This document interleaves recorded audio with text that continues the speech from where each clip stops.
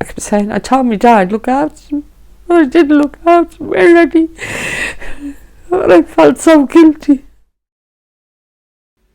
This is Antoinette Keegan, and this is the story of how the Stardust disaster affected her family.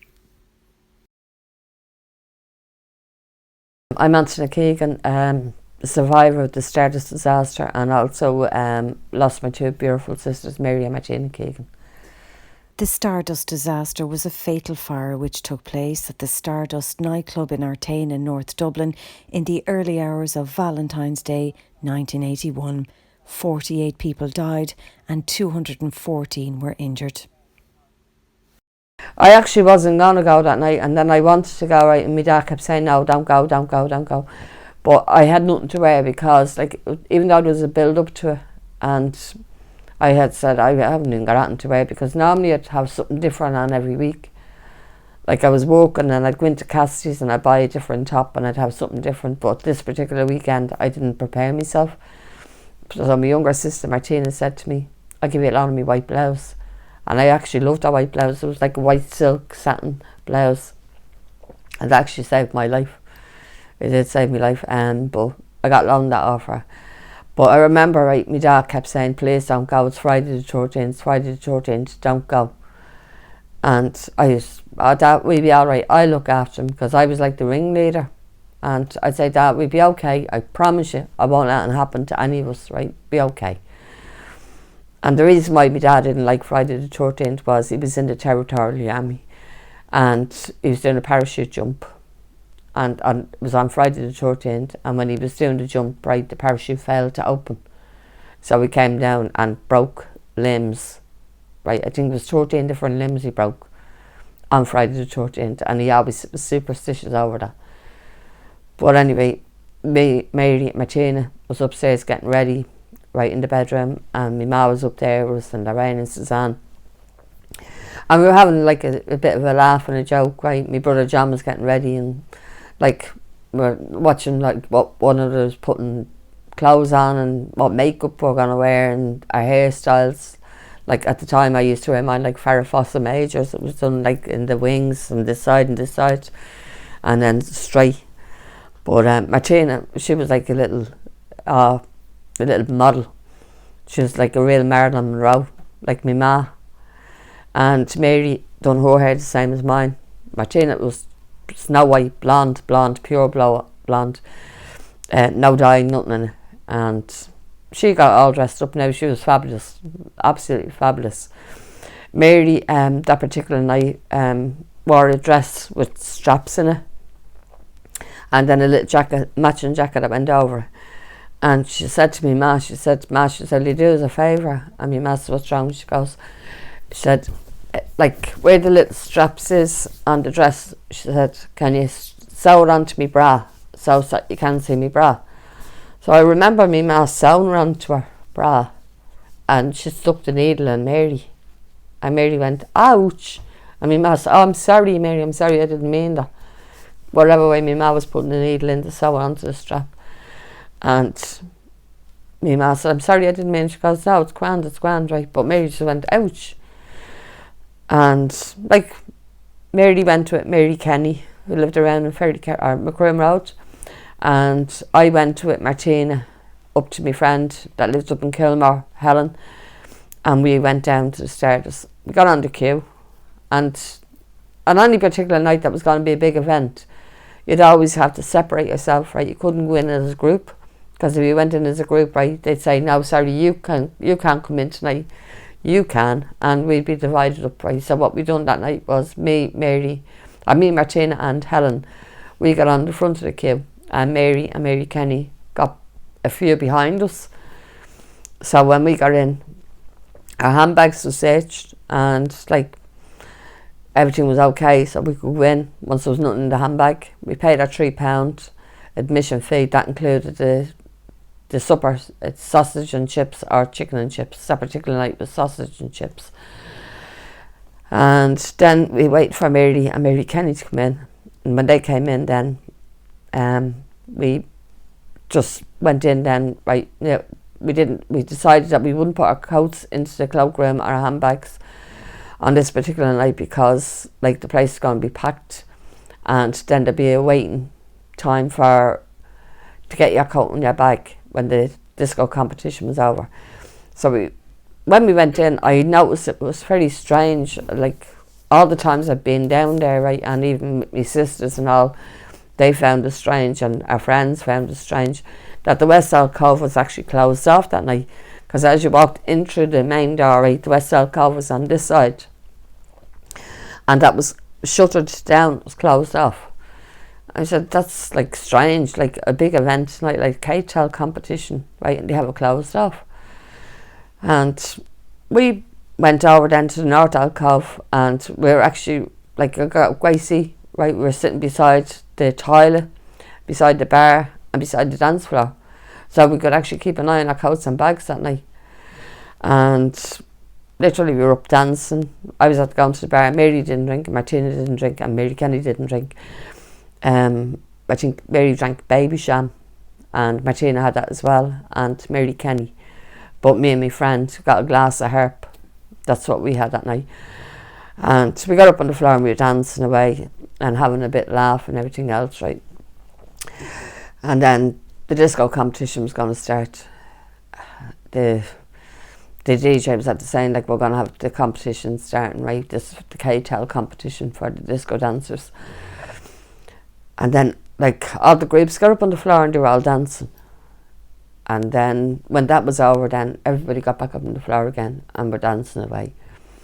And then the DJ made the announcement, right? He said, like, the judges have made their decision, right? And we have the winners of the K-Tel disco competition.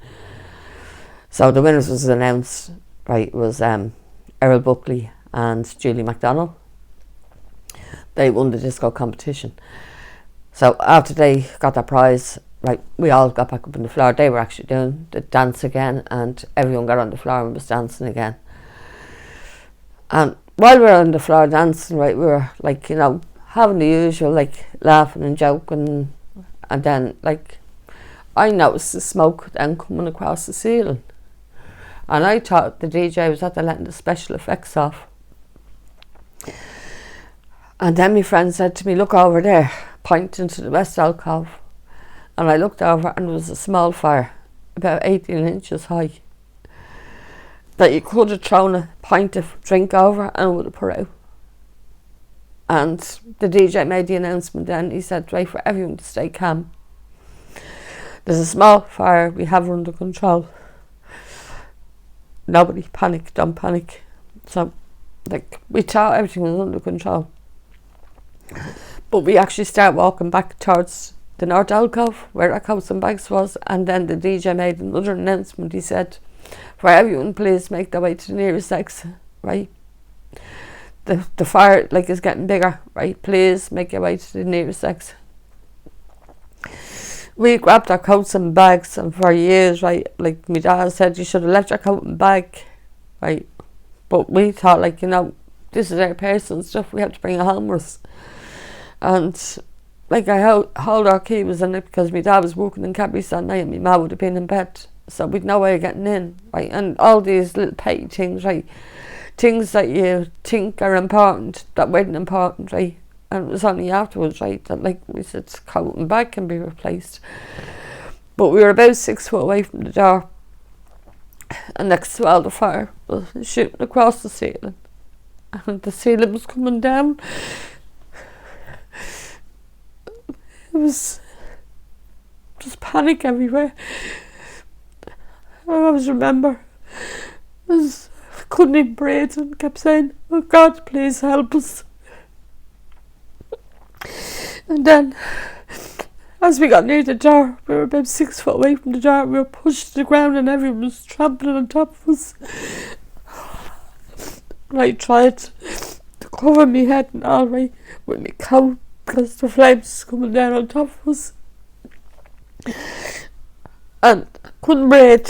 And then the next thing I knew, then the music stopped and the lights went out. We were left in pitch dark with fire all around and thick black smoke that you couldn't breathe. It was actually getting into our throat and choking us. Couldn't breathe. And then all I remember then was, right, being unconscious. I was gone, holding on to my sister's hands and my friends, because we decided we'd make a circle, we'll hold on to one another's hands, right, and we'll all get out together. And when I got out then, right, I was actually unconscious, and then I woke up in a different atmosphere. I was outside and my face was burning up me and my hands was burning, and there was a pile of sand or soil, I don't know what it was to this day, where I remember I just had to put my hands into it, and I kept doing that with my hands and then onto my face and rubbing it in, and it was stinging me, and I was screaming. Then I seen an ambulance man coming down, and he says, come on, you have to go to the hospital. And I said, no, I can't, I have to get Mary and Martina. Where are they? He said, everyone's out, they're all out, they're gone to the hospitals, you have to get in the ambulance. So I got into the ambulance, and I remember the ambulance, there was loads of people sitting on this side and loads sitting on this side, and I was the last one to get in. And I remember, like, the journey to the hospitals, it felt like it was never ending. Going to different hospitals, and I, to be honest, right, I was only 18 at the time. I couldn't even identify the hospitals. All I knew was the ambulance men knew where they were going. I didn't even know there was that many hospitals in Dublin. But each hospital they went to, there was a porter outside, and the hand was going like that. They say they're full. So the ambulance men had to drive to another hospital and kept going and going and going. When all that journey, right, I remember the girl that was sitting on this side of me, like, I was looking at everybody and I could see all the images in front of me of how they looked and badly burned and everything. And I'm like, what am I like? I don't know what I look like. They're looking at me and I'm looking at them. And then the girl that was sitting beside me, her head flopped onto the shoulder and stayed like that all the way to the hospital and didn't move, right? And I was like that, afraid, right? I was like, what is going on?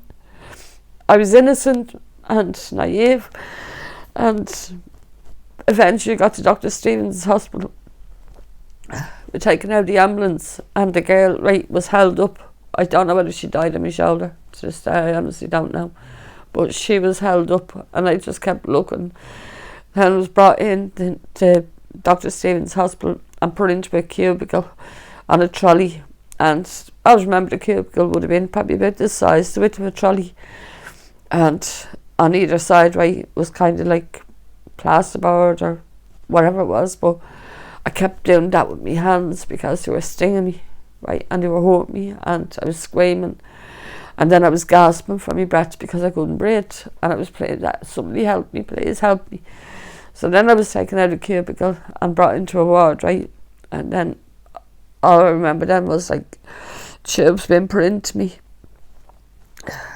and I was like, couldn't breathe.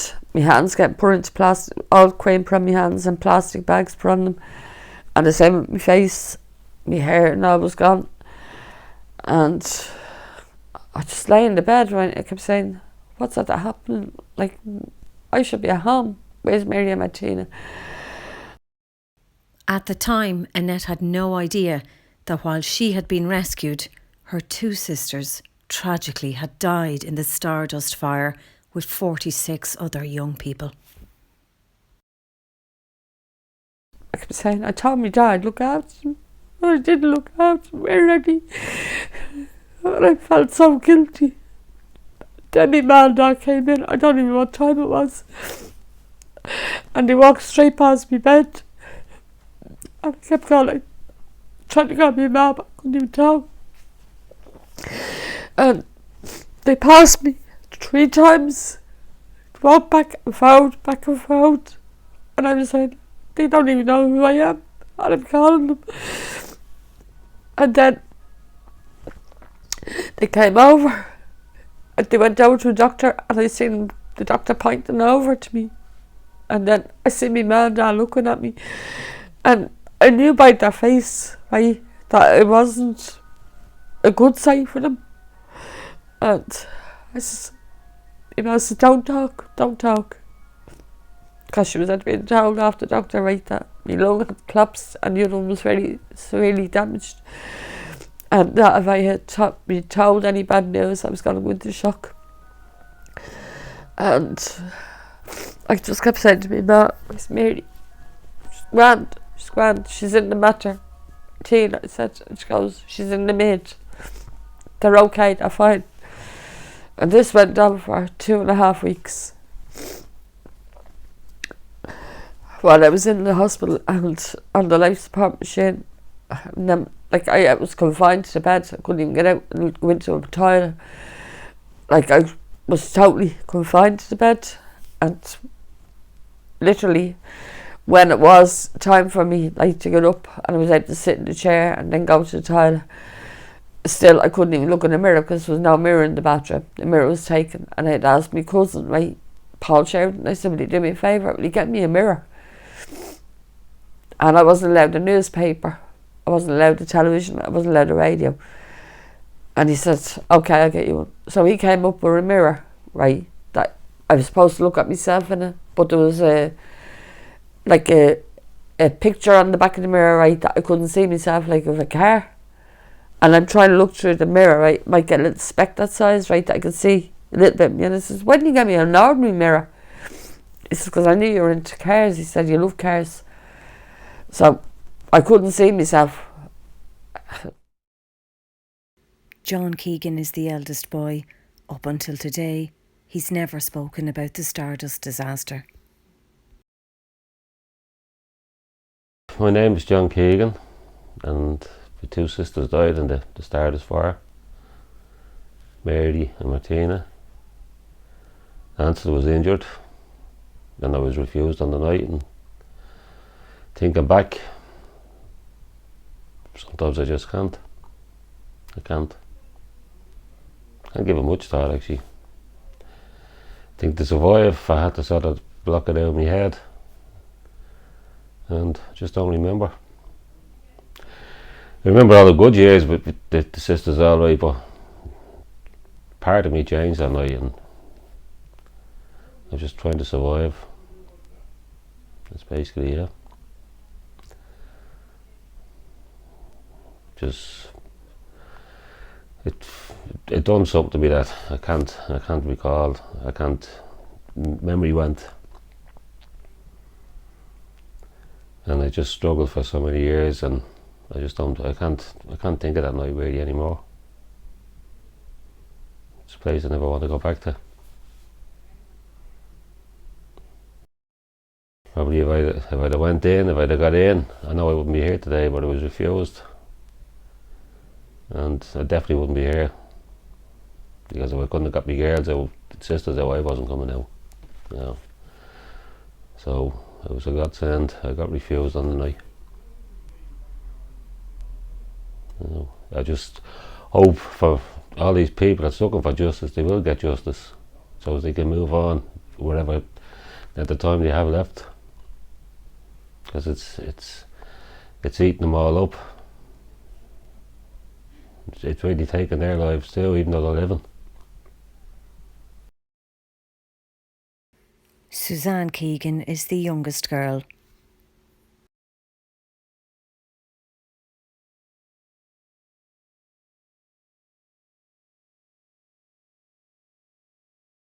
My name is Suzanne Keegan, and I lost my sisters, Mary and Martina Keegan, in the Stardust. Martina was 16 and Mary was 19. And my life hasn't been the same. It's like a big explosion. It just turned our lives upside down. And I never got to be with my sisters, and I lost my dad at a young age. And my family's all broken apart. And it's just through the government. They haven't done nothing for us. And what we want is justice now, because my dad has fought and he lost his life, and the government said that men don't stress. My dad died of stress because he was fighting for justice. And my ma lived a legacy. She said that she would keep on going on and fight for my dad and for my sisters. And now we're still fighting, and we're going to fight on till we get justice. Why they died and how they died, and who has to pay for the justice for killing 48 lives. and that's what we want. I lost my childhood. It's all our family. We all lost our childhood because our life was around the Stardust, and it's never going to be the same. We struggle each day.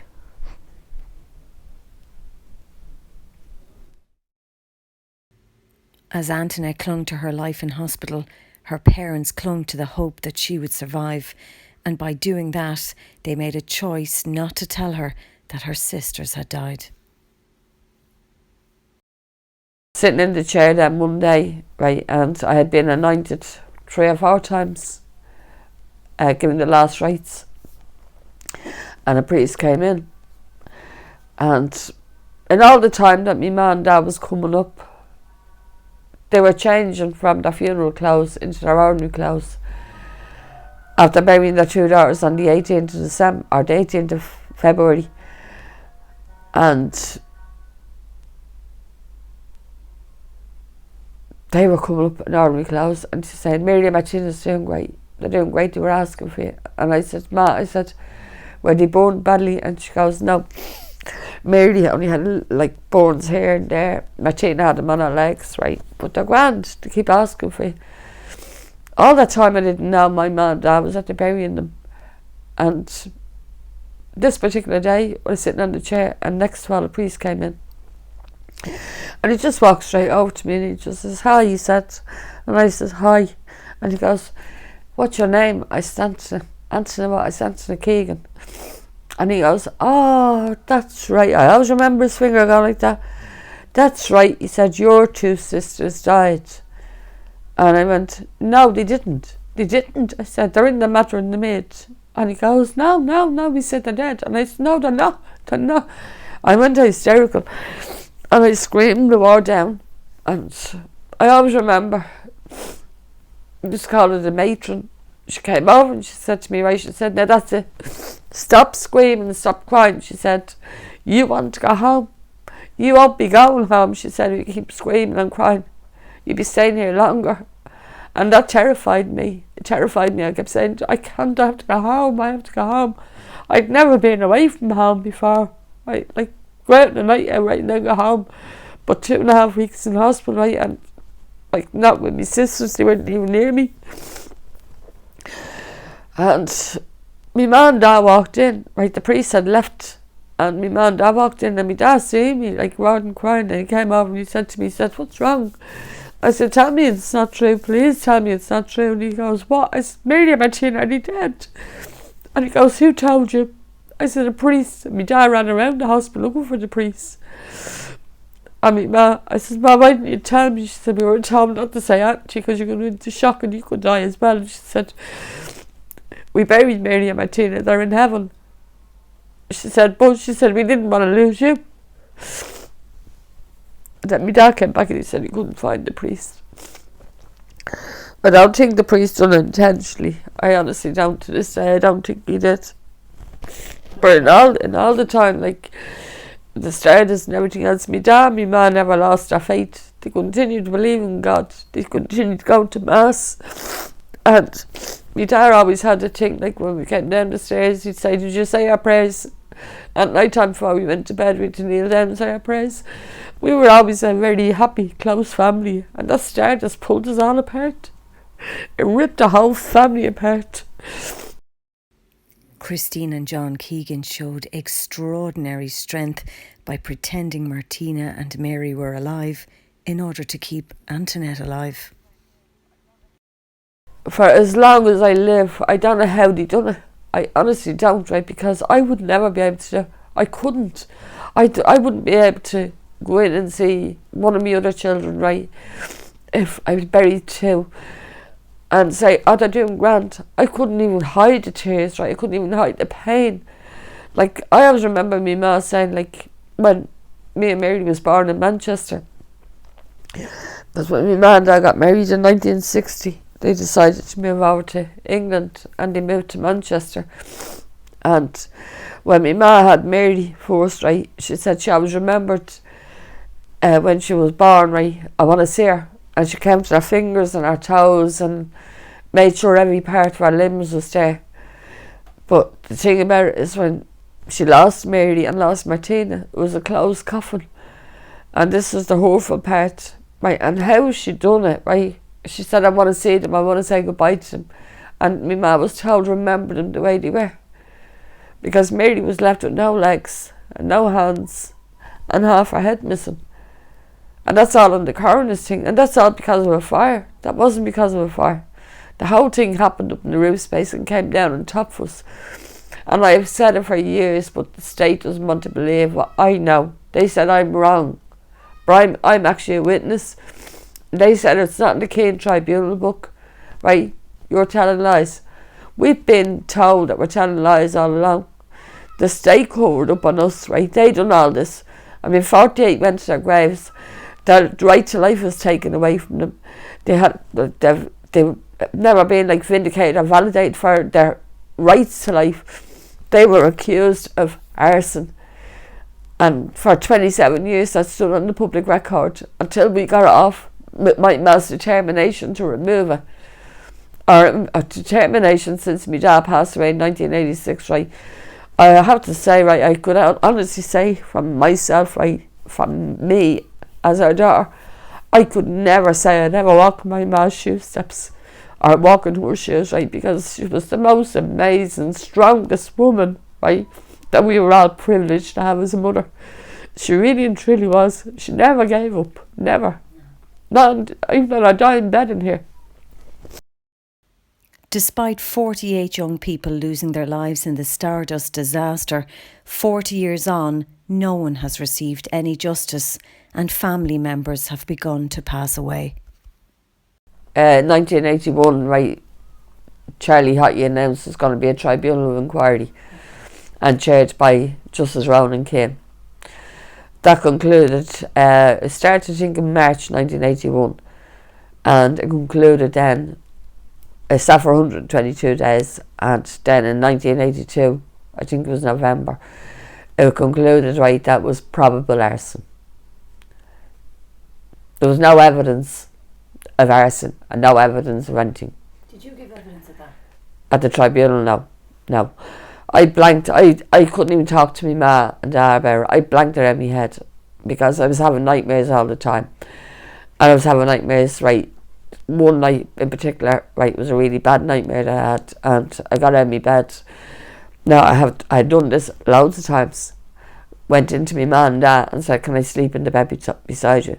Now at 18 going on 19, right, I felt like I shouldn't be doing that. Like, I'm an older person, I shouldn't be wanting to get into bed beside me. Ma, this is for somebody that's 2 or 3, right? They have a nightmare. But I said, I shouldn't be doing this. So I kind of wanted to block everything out of my head, keep it out of my head and not do it. But when my dad started the second committee, that was the Stardust Victims Committee, he started on the 5th of May 1985 down at the Camel Hotel. But my dad wasn't the kind of person that wanted to keep things shoved under the carpet. He wanted to do things right and get justice for his 2 daughters and the 46 other victims. So he said, you know what, he never, of course, shagged this, he said. Shagged this. He said, I'm getting told not to rock the boat. He said, I'm going to rock the boat. He said, I'm going to rock it. And putting a long story short, right, he was unanimously elected as chairman that night and a committee was formed. And I used to go to all the meetings, right, and take the minutes for my dad because I'd done shorthand. And then when I went to work, I typed them all up. I had 80 words a minute. And I used to type them all up for my dad, photocopy them, right, and he'd get all the letters, right, typed up and he'd send them to Charlie Hottie and everybody else. So my dad was never happy, never satisfied, right, about the outcome of that. And like he used to get very frustrated, and rather than like get frustrated in the house, right, and cause any kind of like problem. Now there was always trouble because my dad used to say to me, Ma, you were the dancer, they took after you. And then my poor ma used to say, so I'm getting the blame. I didn't start the fire, I didn't kill them, they were my children too, John. And my dad used to say, I know, but you let them go, I didn't want them to go. So it was kind of friction. So when my dad knew that was going to happen, he'd get into the car and he'd drive up to the graveyard. Neville Keegan is one of the younger boys.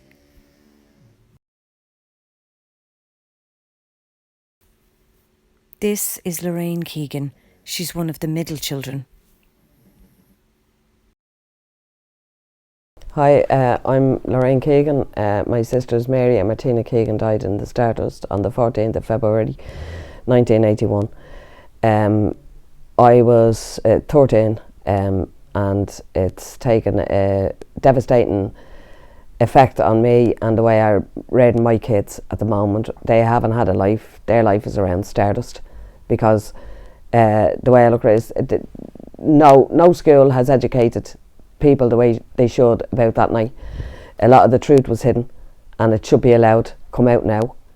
And as I said, over the years, like, it's taken me mother, it's taken me father, and I just want it all to not end, because it'll never end. We'll always have the hurt, but just to get closure for the families and have the truth come out, because that's what we need. The truth has to be told, and the only way to do it is the inquest. And hopefully, I know it's going to go well, is when it starts, and I'll be there representing my sister Mary, and Anthony is representing my sister Martina, and we're just hoping to get the closure on it. The pain will always be there, it'll never go away, but at least then we'll know how our loved ones died and what happened to them, and that's all we want. Hi, I'm Damien Keegan. I lost my two sisters in the Stardust. Going back to the childhood years of growing up, I remember all the things they used to do, bring me cakes and take me out to meet their boyfriends, if you want to call it. The effect it had on me was seeing how unravelled my family became through it all, how hurt my mother was, and the loss, the grief it caused, and how we all dealt with it. We were given no help by anyone. My mother became a father shortly after my ma passed away, so she was doing both jobs and all at the same time trying to grieve for the loss of her two kids. My life was affected really by it, in a way that I lost both parents at a young age. My dad passed away through cancer, and my mother spent all my years growing up as a teenager trying to get justice for her two other children. Not that she forgot about us, but she just sort of left. She was left with a dark hole that she didn't know how to fill, and we as children grew up very, very quickly trying to survive and look at our mother being broken hearted. I remember when I used to come in from school and there'd be camera crews set up in the house interviewing her, and I'd give her a hard time over it, but it was only when she got sick. And I just thought of all the times I'd given out to her when all she was trying to do was just like any other parent to do, would be to get justice for our kids and to get answers of why they died. But as I grew older, then I started to realise, you know, when I had children of my own, if the effect that it would have if it happened to my kids, and how I deal with it. And I can understand how my dad became sick, because the loss of your children would rip your heart out. And I just hope that people that look upon us as, you know, victims or whatever you want to call it, that we're not in it for any compensation. All we want is just justice and truth for our families and for the kids that have died. And that's all my man and dad ever wanted. They didn't want compensation. And so if the state are holding back and thinking that people are in it for compensation, we're not. We just want the truth. And we want closure. It's gone on for 40 years and it's destroyed my family. The love we had for each other, the affection. We don't know how to deal with, you know, the smallest thing. It turns into the biggest thing, because anything we've ever witnessed in our life has turned from the smallest to the biggest thing with no answers, no easy way out. And we just don't know how to deal with it. And that's all down to the state not giving us any sort of counselling or telling us that, you know, look, it wasn't any of your children's fault. For years we had to fight. When my family had to fight my mother to get the truth, to get arson removed, that them children that died were blamed on starting the fire, and it was nothing to do with them. So like growing up in Coolock, and you know, it's a lovely area, the people are great. I haven't got a bad word to say. It's just when you get introduced to someone and they hear your second name, Keegan, and where you're from, you're straight away tired, even before they know you. I wonder to see a Keegan out of Stardust. Look, I never looked for sympathy off anyone. It's not what we were about. We were brought up differently by our parents. All we ever wanted was just a normal life, and that was taken from us. Our life was never normal after that happened, you know. And I used to come home and I'd hear me ma crying. At night, I was the last one in the house, obviously, because I was the youngest, and my ma used to cry. I remember coming out in pubs and clubs, and I'd be listening to her crying in her room, and some nights I'd be afraid to go into her because I didn't want her knowing that I heard her crying and stuff. But it's only when you lose your parents and lose, you know, family, that you'll understand what we feel like. I know everyone's parents die, but when your sisters die in the way that our sisters did, it's different. It's much different. If they become sick through ill health or something, yeah, but for them to go out with all their friends and think it's just a night out, and then for them to never come home, that's the hardest part. And I was deprived of having another 2 sisters, probably a lot more nephews and nieces, and you know, more happy times than that. But I said our life has been filled with hurt and heartache from 1981 till now, and it's just now, as I said, when my ma passed, and we just want the truth. Christine Keegan was a fearless campaigner in her quest for justice for her 2 daughters and the 46 other Stardust victims. Sadly, she passed away on the 14th of July in 2020 without ever seeing any justice for any of the victims. So on the 11th there, Micheál Martin decided that he wasn't going to go with it. So we lost on that. And we would have had a commission of investigation. Would have my ma still alive. Right, that was in 2017. Mr. French, Lord of Mercy on him, he would have been still alive. His son was unidentified. Mrs. MacDonald, she only passed away recently as well. Her daughter won the disco competition. Mr. Dunn, his son, died in hospital. And so many other parents have passed away with the Department of Justice or injustice, what they've done on us, right? They're dragging us to the extreme, right, of causing untold distress and hurt to the parents that are still left and to the families of the deceased victims. But we're not taking them anymore. We're going to just let them see, right, they're not doing this to us anymore. We're going to get the truth out there. They might not want the truth, and the government don't want the truth, which we know, because they've concealed it for 40 years. And they've just brushed it over under the carpet, thinking that we'll all go away. But I'm telling them now, right, we won't go away. We're getting stronger. There's more families involved, and this inquest is going to tell the truth. And when this inquest is done, right, the government is going to have to stand up and say, we're sorry. Right, we done yous wrong. We done the families of the 48 victims that perished in the Stardust fire so wrong that we are sorry. And that's what it's all down to. I'm a walking wounded, but this is not down to me.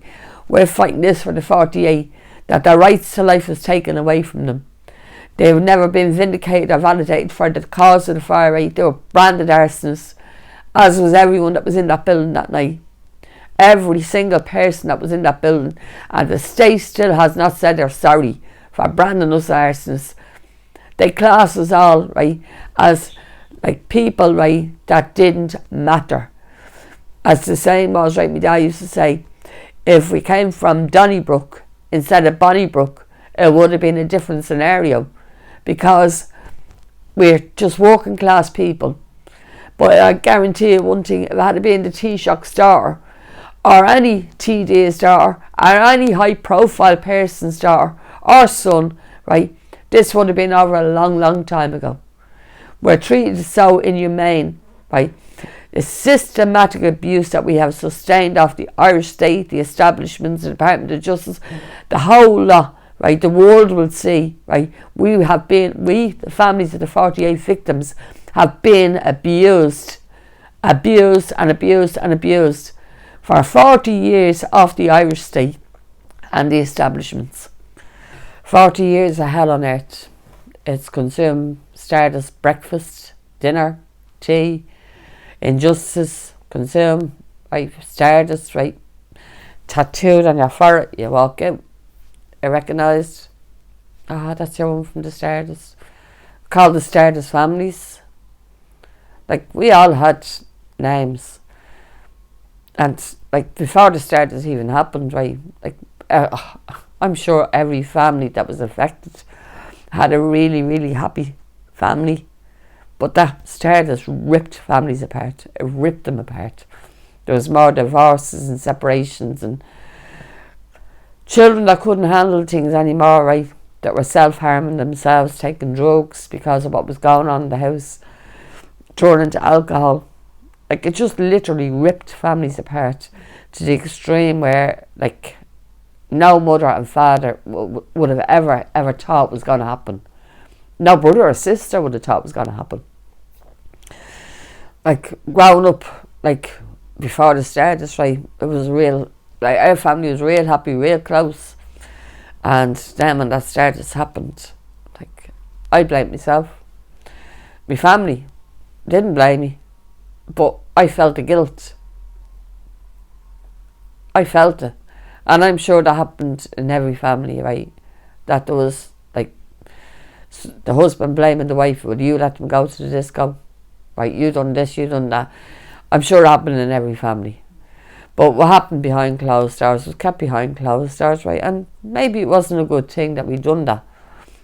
Maybe it's a good thing now that we're speaking out and letting everyone see, right, the hurt and pain that has been caused, right, the past 40 years. That it hasn't all been, like, happy, right, and sad. Like, we've had happy moments, we have had sad moments. Like, just last year, like, my ma passing away, that was the toughest part of our life, right? Really and truly, that gutted us, right? It ripped us apart. It was like a big chunk that was taken out of us. Because she was our ma, right? And even though she suffered so much on this earth, right, with losing her 2 daughters and her husband, she held us all together. She was our ma, right? And she was the toughest and strongest woman, right, that we're privileged to say that she was our mother, right? And it's been a tough, like, few months now, right? She's a year dead in July, but we know that she's here beside us, and we know that she's giving us a kick up the arse and telling us, right, you're not going to give up. And she's after giving us the strength now to be stronger. And we're not letting the state away with this anymore. We're going to continue right up to the very end.